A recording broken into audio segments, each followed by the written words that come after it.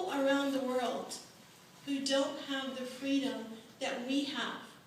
They cannot go out and vote for their candidate of choice and come back and live together. We were so fortunate. We take it for granted. Some of us have voted for many years. Others just voted this year. But we take this for granted, and we should not. My family's originally from Egypt. And for all of you who have been following the news, the Egyptians took out to the streets on January 25th, 2011, wanting what we have here.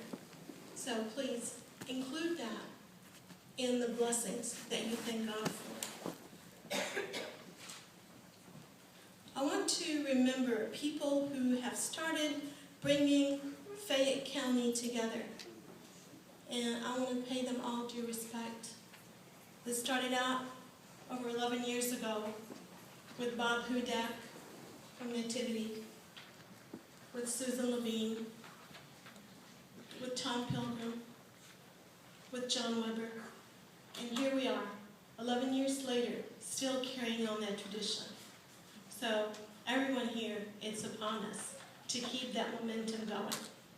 Some of us spoke about the Quran and spoke about the verses in the Quran that talk about how we are all created to know each other.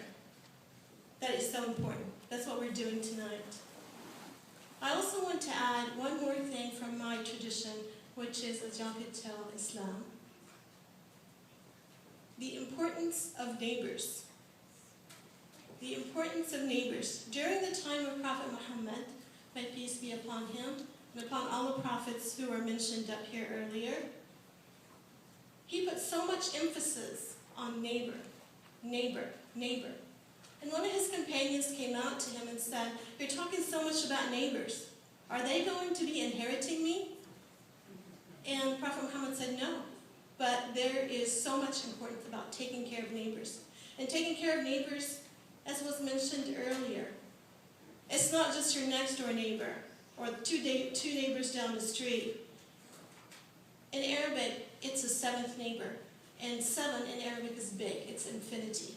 So I believe Miriam said that. So we are here with a responsibility, folks. We need to be our brother's keepers, our sister's keepers. We need to be allies for each other. What are we doing to uphold that sacred commandment of being together and standing up for each other? Susan, I want to thank you so much for your leadership. Had it not been for Susan and for B'nai Israel, we wouldn't be here today. Every year, one of us, it's just amazing how it happens. One of the congregations that is, I guess, an alliance or a network, somebody comes up and steps up to the plate every year, and this year Susan said, "How come we're not doing a service?" And she pulled us together. Let me tell you, this service here was put together in about 30 minutes. We're really getting really good at this, aren't we? So,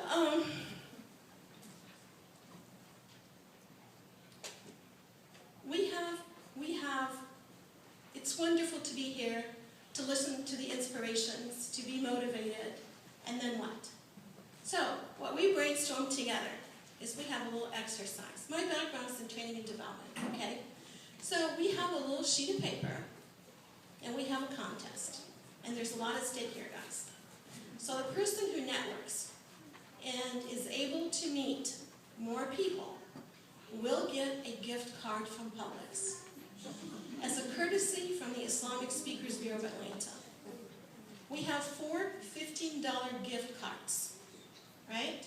So we're going to be passing out the forms. We have pens. And I'm going to ask Susan and Rita and Mark for y'all to be the judges on who gets the 4 Publix. And guys, no favoritism, okay? I do have the cards. Unfortunately, I forgot them at home. So well, here's the catch, though. Here's the catch. People who are deemed winners, I get to meet them, and I will get to give them the $15 gift card to Publix. Folks, it's a real pleasure and honor and blessing to be with you here tonight and see all the beautiful faces.